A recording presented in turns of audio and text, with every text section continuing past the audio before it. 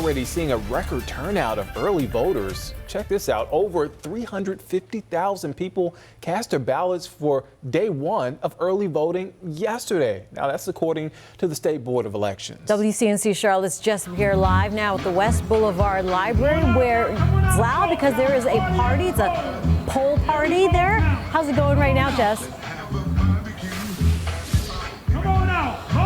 Well, I'll tell you, yes, the party of the poll is happening right behind me. There's a DJ, folks are dancing, and it's all about getting folks excited about voting. And let me tell you, I've been two-stepping all day this shift. On top of that, they also have a table full of voter resources like sample ballots. Now, folks will be deciding on, obviously, candidate races, but also some bond referendums.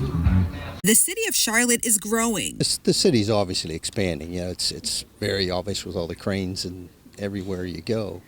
So with all that comes a lot of infrastructure that has to be dealt with. So the sooner the better. To keep up with that growth, the city uses bonds as a primary source of funding for many infrastructure projects across Charlotte. During this election, voters will decide on 3 bond referendums, totaling about $400 million. The bond package includes a $100 million housing bond to create and preserve affordable housing, a $238.3 million transportation bond to invest in making roads safer and to mitigate traffic congestion. It would fund projects that include bridge and road repairs, sidewalk improvements, and the Vision Zero program, an initiative to reduce traffic fatalities, and a $61.7 million neighborhood bond to invest in neighborhood improvement projects like sidewalk, pedestrian, and bike path renovations, landscaping, lighting, and traffic control. Voters I spoke to say it is important to educate yourself before heading to the polls. At the end of the day, this stuff is going to come down to our tax money, and just knowing where your tax money is going and how it's going to affect the city, I think is super important. Bonds allow the city to pay for projects over a longer period of time and must be approved by voters.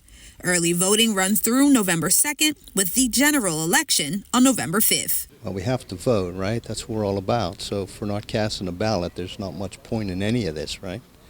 And this year, probably more so than any. Every vote counts. So remember, during early voting, you can go to any of the 33 polling sites in Mecklenburg County. The polls close at 7:30 today, but on election day, you must go to your assigned polling site. So here at 7:30, the polling party here will end at 7:30, same time the doors close. So I'm gonna go and dance a little bit before the night ends. Live in West Charlotte, Jessie Pierre, WCNC Charlotte. Look, Jesse Yeah, already I'm getting my boogie on. That's right. Okay. Party at the polls.